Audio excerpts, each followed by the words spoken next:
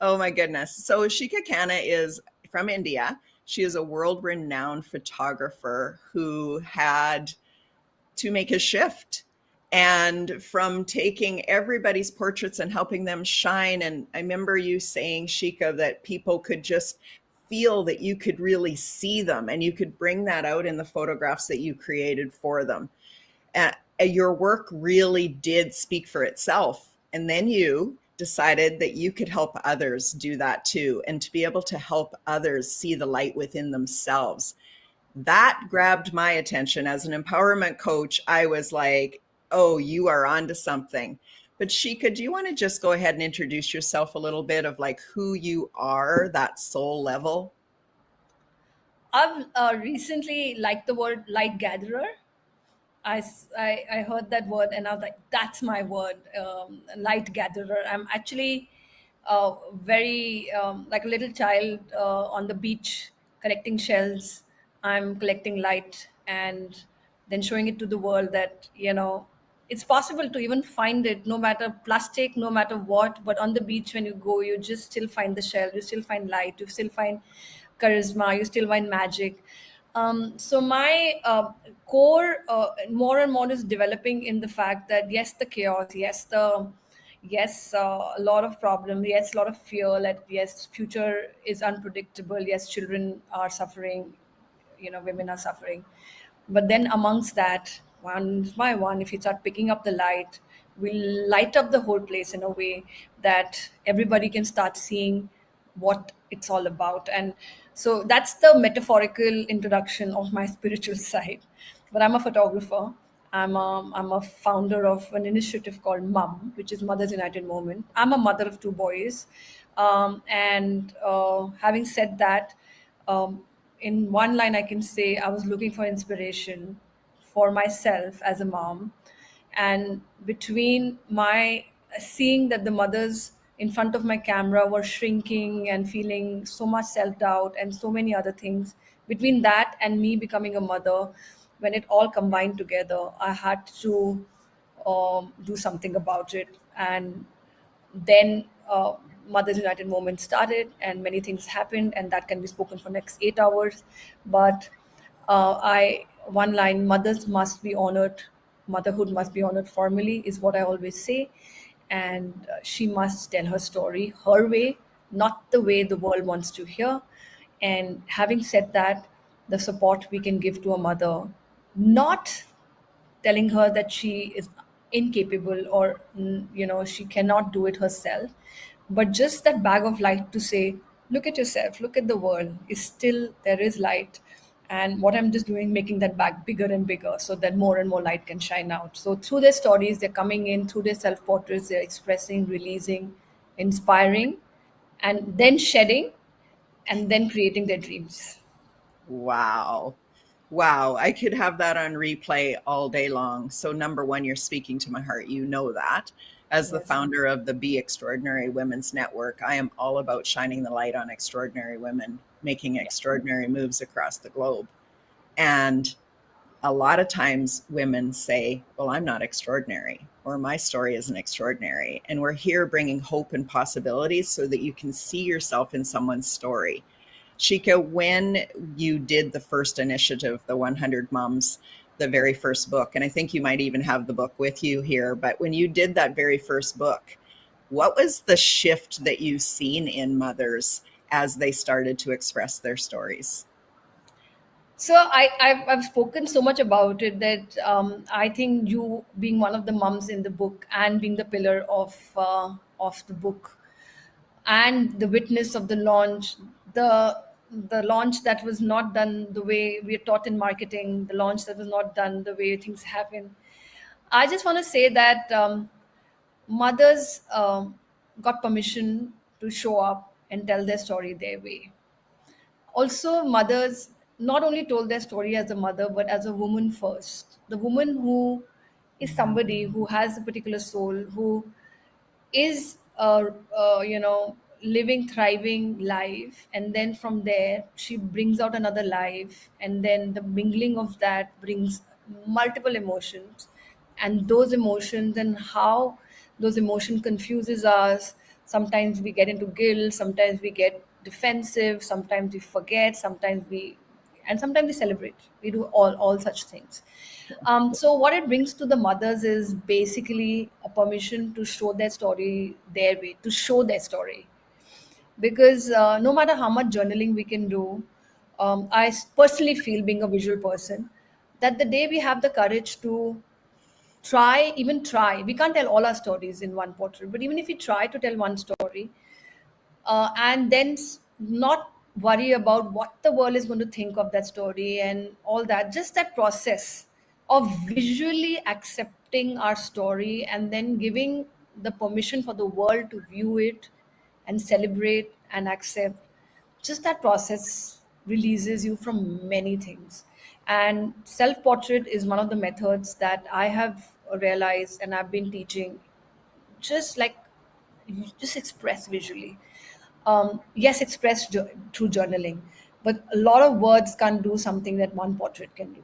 And you can the way you broad shouldered freely come in front of a picture and tell your story, work is done. Wow.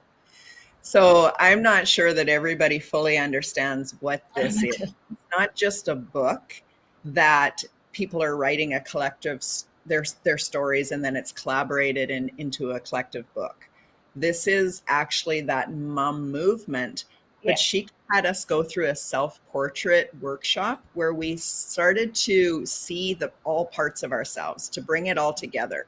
The parts that you didn't love so much, Shika had us take our pictures of our fingers and our toes and our feet, and then talk about it. What are the parts that you love and what are the parts you've been hiding? And she really helped us bring it all back. And then she helped us really understand how can a portrait tell the stories of who we are that goes along with the story we're writing. So I love that you said it's visual. It definitely was speaking, because through it we spoke a lot. And so it was the visual, the speaking, and the written word. And I think that's why on the front of your book it has Mothers Who Dared to Express, because it Yeah. is about expression. It is about shining your light. Yeah. Shika, do you want to maybe, as an example, show my photo? Yeah, I Because, just opened that. I just yeah, opened that.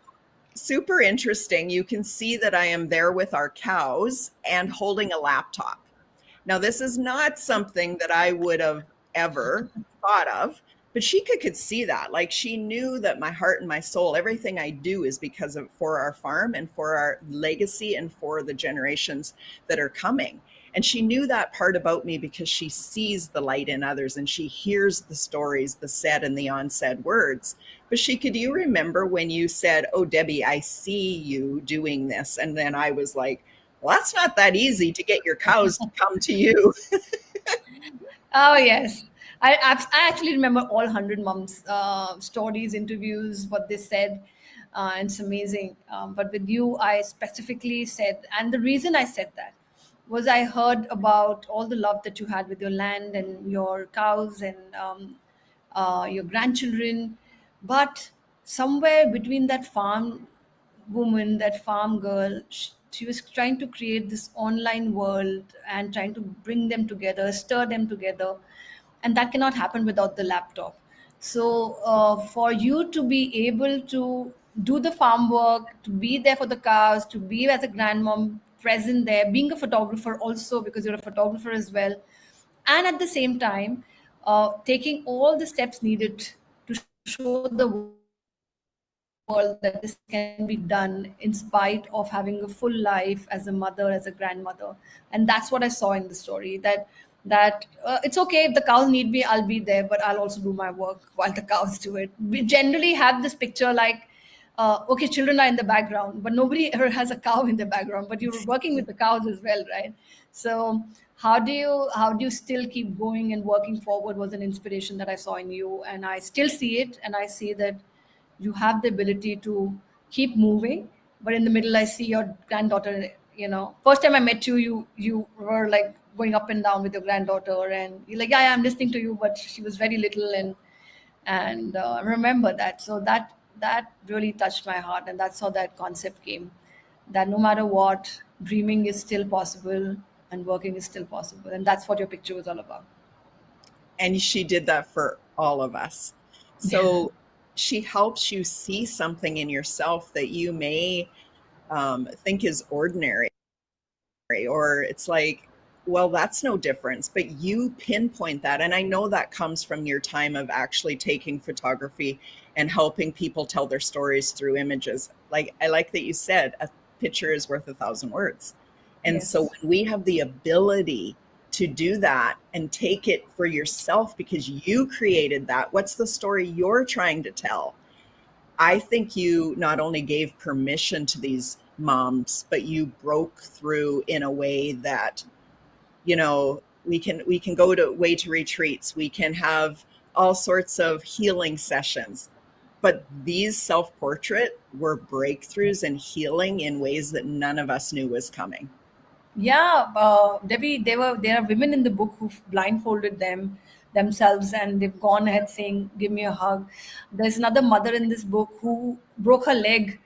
She called me. She's like, "I just broke my leg." So I was like, "What happened?" And she was trying to jump on a log, and she broke her leg. She went 5 times, and the sixth time she said, "Don't send me again because the log is not there anymore, and I want the same log." I'm like, "Okay, fine, let's stop. I've got your picture," and stuff like that. But imagine when you touch in your 40s, in your 30s, or even women, are 100-year-old woman, mothers there in the book.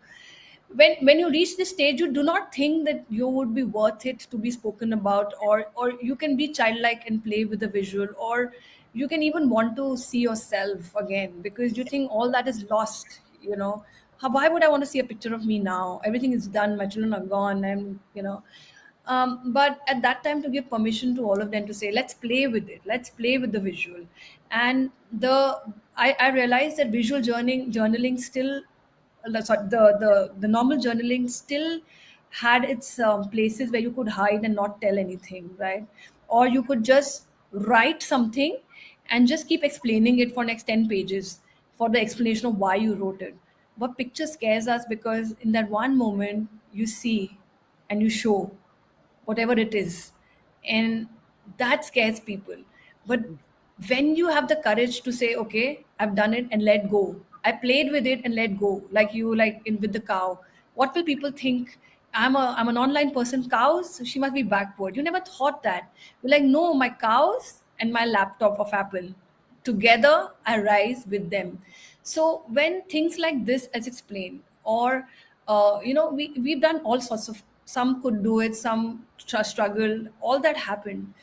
But the truth was, at the end of the day, they all released it and said, okay, go ahead and see it, and I am ready to play and see my pictures. And if you tell me how to quantify the transformation, I can't tell you this much percent transformation happened or that much percent. But I know the shining mothers 2.5 years later, and I do not underestimate the release that they also all felt in the book, and the togetherness that they felt. And of course, the ones who made it to India, they went here. I saw them the first day they're coming, and after 3 days they're going. They just went as different people after 3 days. So many things happened like that. Yeah. So what Shika's talking about is not only did we take these portraits and we wrote these stories, you can see in her book that it's a beautiful coffee table book. And none of us had seen that until the actual book launch. So Shika invited all 100 moms to India. Yes. There was several that could go and there's several that could not go. So we had a virtual launch where we gathered, I think it was like 4 in the morning for us. We Yes. gathered here on a room, and then we were on the same stage. Shika had this beautiful platform so that we all got to witness. And I just, like, tears pour out of me because I remember, even though that was 2.5 years ago, that was the moment that all of us fully felt seen and heard. And it was magical. I've been in other collaborative books. It was not this. There was a mother energy, there was a connection, there was a deeper vision, and there was a global connection that you had felt long before we were invited in the book. Do you want to talk about that? How you felt connected to these women and then invited them into the book? First of all, Debbie, I just want to thank you because there's such beautiful bridging of explanation. Then you are very gelling well with what I'm trying to say, and then you're adding your things. So thank you for adding and supporting the words that I'm trying to tell you. Because the second volume is started and I've already gone into the zone, then I lack words. And being a visual person, I already do. But I'm no, and everything is coming back. For 2.5 years, I was recovering, absorbing, releasing, all that. But after 2.5 years, I stand again, and suddenly everything is coming back. And what initially came to me was that the source needed the help. Now, it might sound very orbit and woo woo, especially of somebody who never talked like that. But the source really needed support and needs support. Not I was not the person, and I'll just metaphorically first explain because that's the best way I can. Because there's no words I have which are perfect except the metaphors and the visuals that I carry. And I heard this voice of a source within mountains, it's like amongst the mountains, which said, "Bring the mothers back and I'll take care. Bring them back to the source because they've forgotten that they are powerful to do whatever they can and want to. They don't have to struggle, they don't have to go far. Get them back to the source." And my task was only, and it still is, to just remind them that this motherhood journey is a source journey and it's not a separate thing from the source of life. So you're not separated from it. You are one. It's just we are moved little further away, so we can't hear what the source is telling us. And what is the source telling us? Is I can do it, you can do it, we can do it, and everything that you need to know is within your heart. So before you check with science or before you check with people around you, check with yourself what's the best thing to do for yourself and for your child because you already know it. And that is the sound of the source. Now we've started doubting it. We've started to say, it doesn't work in the modern world or this doesn't work. She understands she's created the modern world. I'm calling it a she because source is a mother. And she knows how the modern world is. It's all coming out from her. Everything is not detached. It's not that the knowing is not there with the source. The source knows it. And she also has a solution in the modern times how to do it if you really want to be on the other side. So, and the source is within you. And that's what I'm saying. The minute you became a mom, the source came and landed in its full battery charged 100% in you. But the journeys we took, the environments we were in, and the transformation women needed over a period of time all over the world made them forget that I know what to do. Whether it's career, whether it's children, whether it's whatever, we know it. So my work is just to acknowledge that you are the source and to celebrate it in all its shades. And then the minute you can feel the release and the pressure going off, you can breathe and say, okay, let me tune in and settle the things that I need to settle. So I know this is sounding very odd, but I don't have words to say except the fact that the mother has the solution to even solve political issues. Trust me, because the children are going to come from her womb. So if she is conscious, she can bring the life out with full confidence to be able to deal with the political situation that's happening and make it strong enough to do it. We're not helpless, we're powerful. And that's what we are. And that's what we need to tell through these stories, that our situations were helpless, our circumstances were helpless. There were things we couldn't do because of physical problems, of mental or whatever. But we are not helpless for permanent. And the journey back to the source will release many mothers, through which many children will get released. And this instability that we are seeing will get settled. Wow. Okay, so we've got quite a few people with us live, and if something that Shikha said stood out to you, please repeat it in the comments so that we can capture what really stood out.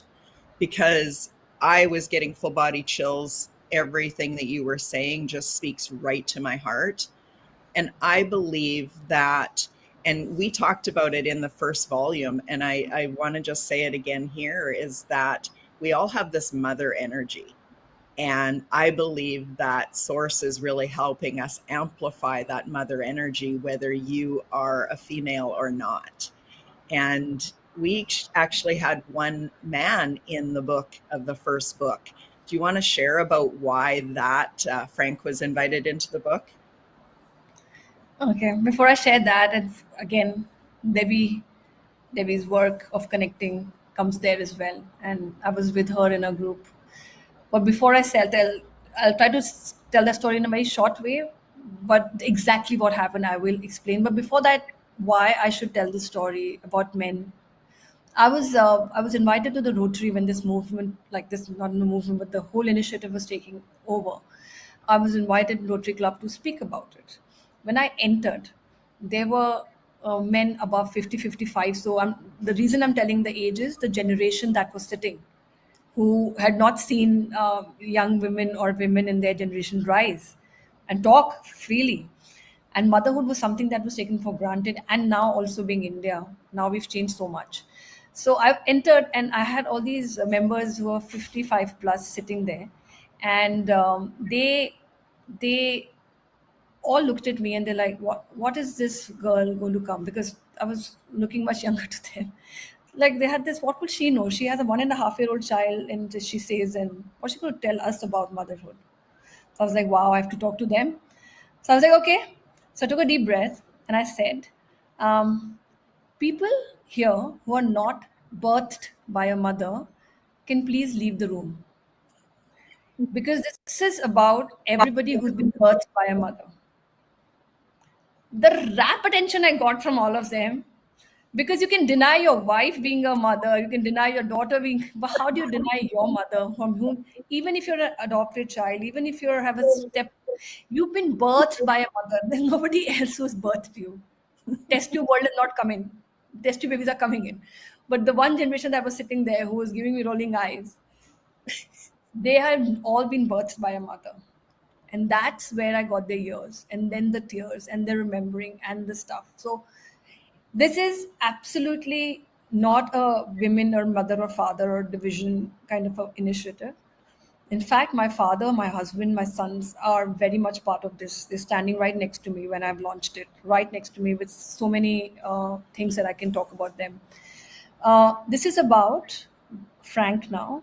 And the reason I said yes to Frank was just my instinct saying that he had very pure eyes. And we were sitting in a meeting with Debbie, and Frank raised his hand and he said, I'm stepping out of my line, Shikha, but I want, and I'd reached the 796th mother, and he was watching me interview mothers.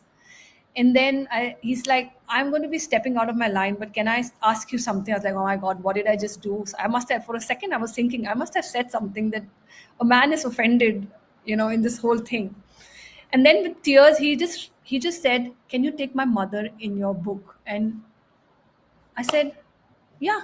I'm like, the word mother was a mother, that like I was living that word. And I was like, yeah, I can. I didn't know what the story was, but I knew this room was crying, and I knew that Frank was crying. And then I cried a lot in the interview with him as well.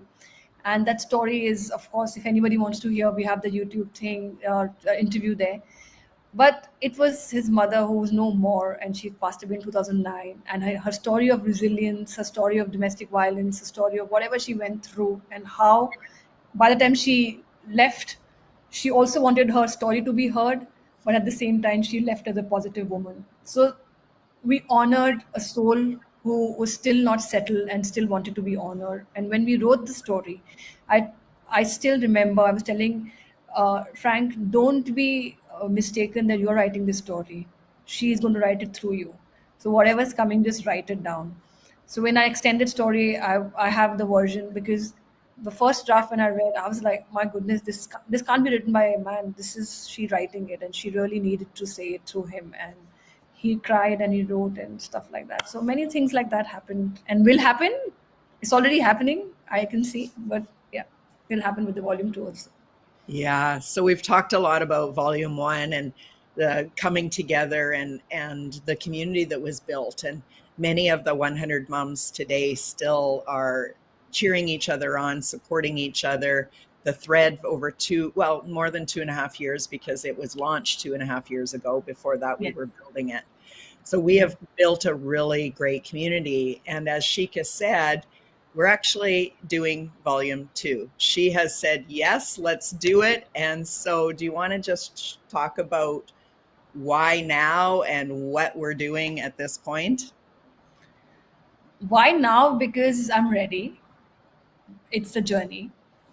um, to hold there are a lot of waves of emotions that come in when we do this, and one needs to be ready. And I always speak honestly, so it like I was holding it for a very long time, and for 2 years I had to rebuild it. So I'm ready is not the most important reason that I'm doing this. Two, honestly, as a mother, the AI world is scaring me a lot, and I understand that for many mothers the social media is also a very scary place. So we need to change the space where real things are spoken about and real connections happen. So unless we show up like that, it won't change. So Hmm. that's the second reason I want to keep showing up, and showing up with real stories, real faces, real way, whatever real in the real sense is. But we must show up in our authentic way and tell the next generation that's how you do things. We don't have to rely on always something else. We are very precious, and we are very we're full of light, and other people will join us even if we show up just our way, because it's all fine. And third is that I think the older mother, like mother with the volume one, are ready to extend their stories, and I'm bringing an extended version, and really feel to take that out there, because many things have happened. And the new mothers need, how you give the bait to the next 100, so that needs to pass on. And new 100 shades have to come out, because we have no idea how many shades the source has released, and I'm just gathering all of them. And as I mentioned, the more light that gets gathered and the more connections that happen, the less fearful we will become as mothers, grandmothers, for the next generation. So Wow. I love that, Shika. You talk a lot about next generation. And yes. I've also, just about every mom has either expressed it in their story or we've spoken about it to remember what was before us and what's coming. And so you're really being that bridge and holding it. And this book is, I remember when we did the first one, you said, I want this to be a book that's prideful and sits on your coffee table and your grandchildren pick it up, your aunts, your uncles. And it is, it sits out, it's beautiful. And there's stories of behind the scenes that never ever reached that book, but there's stories that are ingrained in our minds of as we were creating it, as people got together in a Zoom room, the launch. um, I would love for you just to take us down that journey of what it felt like as you were building this book, and then as you decided to invite people to India, and then what did it feel like when you literally launched that book in front of all those people? Oh my God, you're taking me down the memory lane. I am. Okay, so my first visual in envisioning this, like the minute I was trying to create this book in my head, was that the door is opening and the book is reached, and the family suddenly realize the mother of the family is in a book as a mother. So just the feeling that the family and next generation, the children, can see what my mother does every day is actually honored in a book. Like that was very only intention. That forget about inspiring the world. Just let your family know that this is honorable job as a mother. Like you are being honored to be a mother, nothing else. That was the first thing. From there, of course, Lucy was the first one to say that I want to come to India. I'm like, okay. And she booked her tickets. I'm like, okay, that's the next message. And one after the other, women started. putting tickets, and all over India, whatever they could, they all started committing. So I was only envisioning I will do the book, they will reach people, and I'll go back to sleep. But I didn't know that they're coming to India. Because when they did come to my door, and I was like, I was literally asking myself, what are you doing here? Like, why are you here? But all jokes apart, I took the message and I took the courage. I had a 1.5 year old. My second one was very young, and I was still feeding him. And I was already in the middle of a shift, a new city where I stay and where we launched was an absolutely brand new city. We bought a brand new house. So from there, the message came to me: if you can reach the finish line with this kiosk, you will show the world that it's possible in kiosk to launch a dream. So that got stuck into my head. So I wanted to be the first example before I tell anybody that you can do it.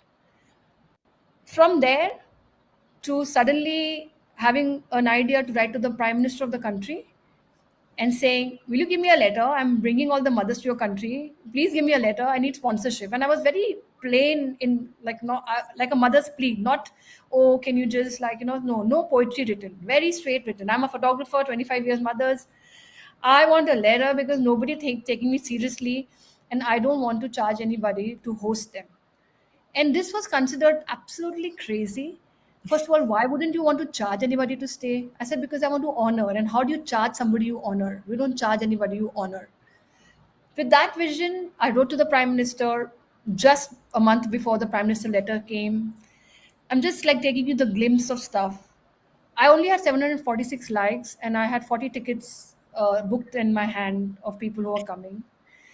And I had a 1.5 year old child, and I had a 7 year old child. And between all that, the book was getting created because nobody knew how to do this, and the self portraits were being taken. And from there, I didn't have the money. Just 10 days before, I had to cancel the social media person who promised me sponsorship couldn't get it, and she took away my social media. The entire social media accounts went 15 days before. They're like, "We will not give it to you. You have to take us." I was like, "I don't have the money. I can't take you." And I was like, "Okay, I'll launch it irrespective." I have 40 women in the audience. So we'll launch it with 40 women.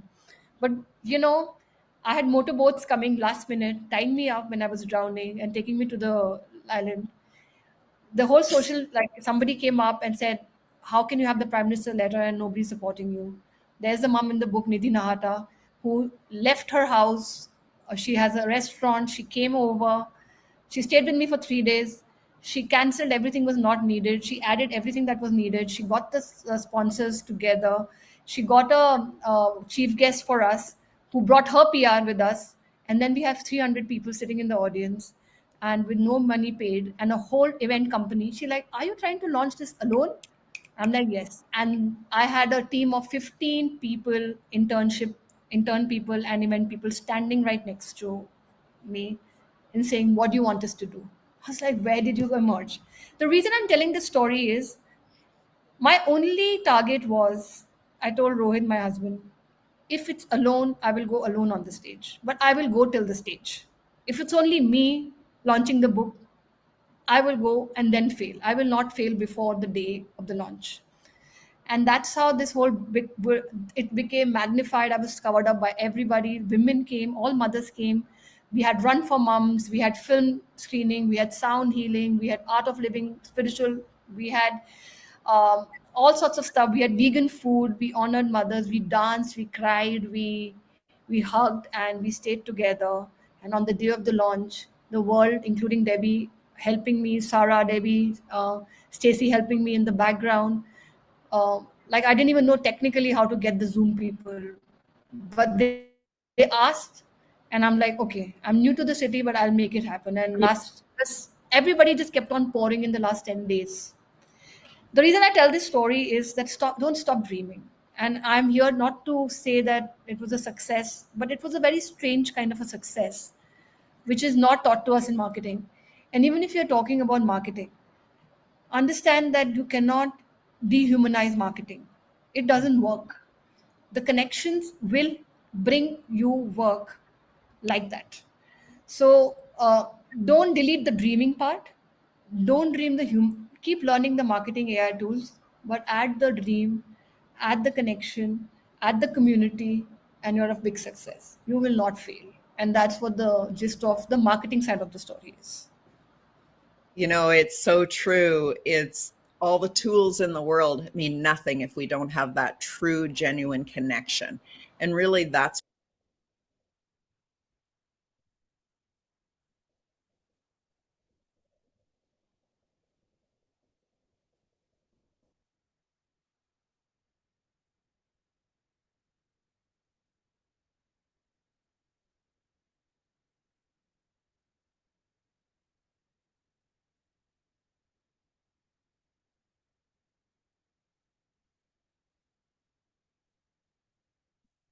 and that light connects to another light.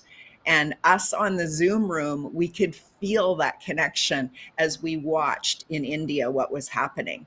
We were watching the tears of the people in the audience that you're now telling us was only moments, days before they were even introduced.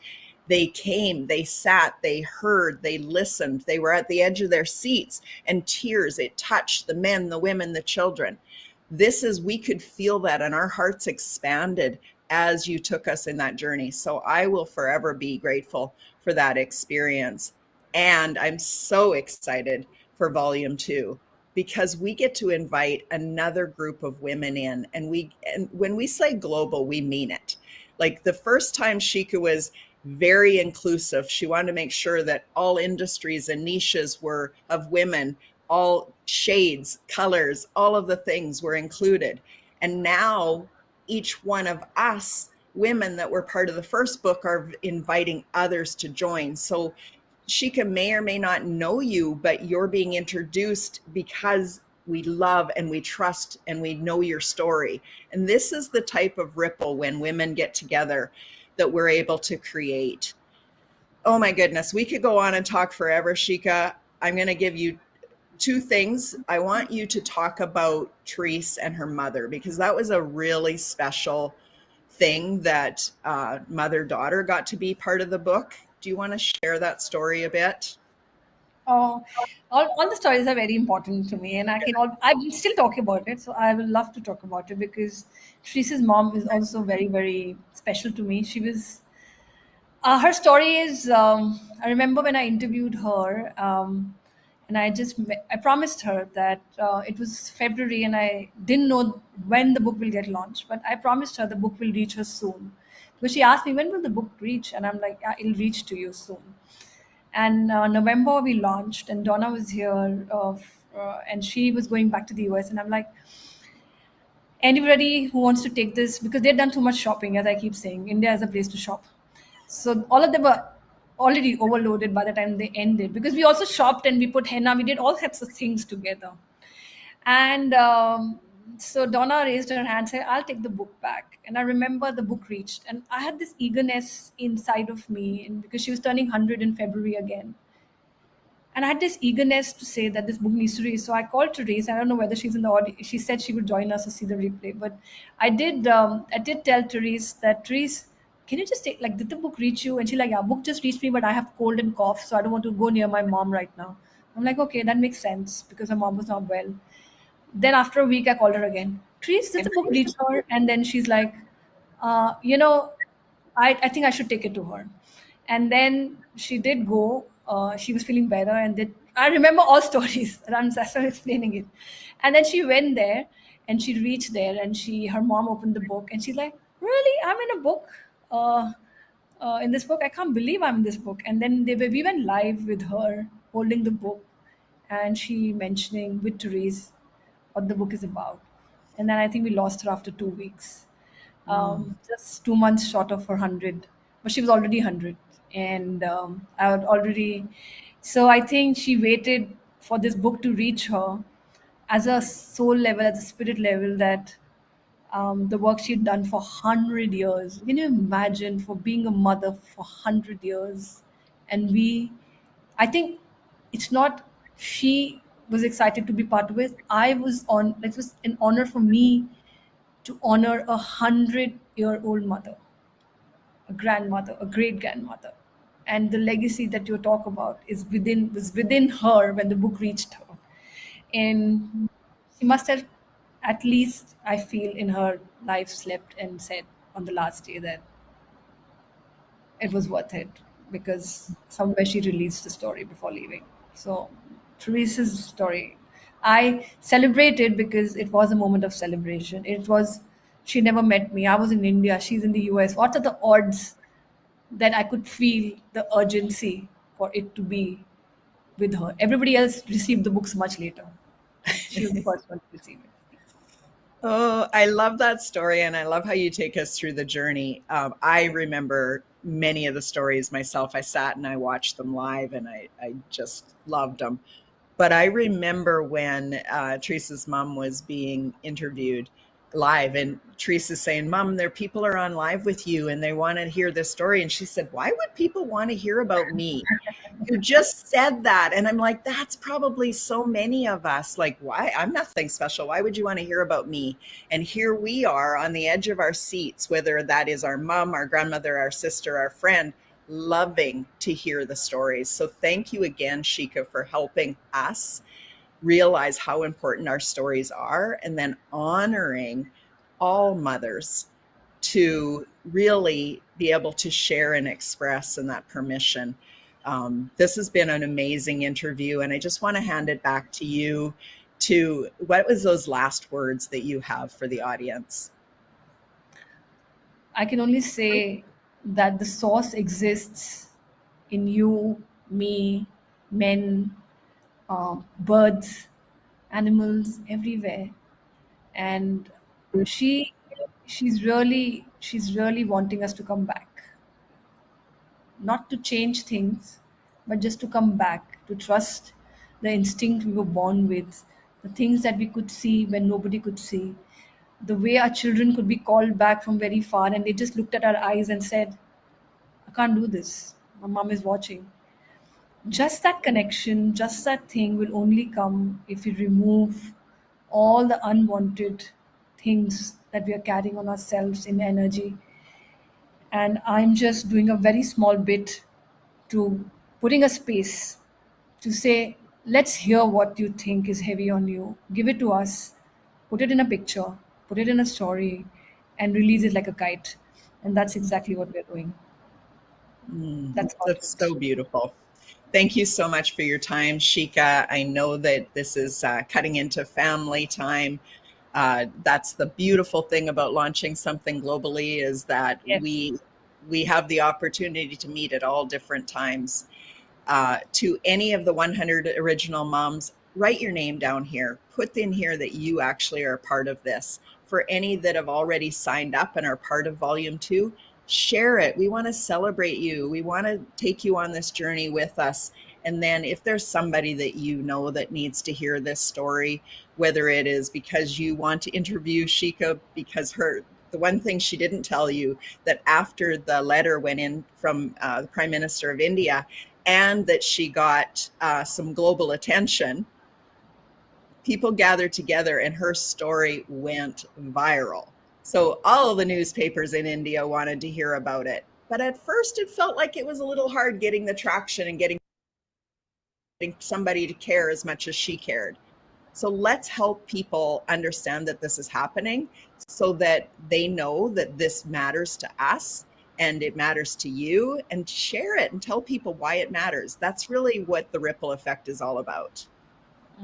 You matter. You matter. Your story matters. That's what we're doing here, creating a space for that. Beautiful.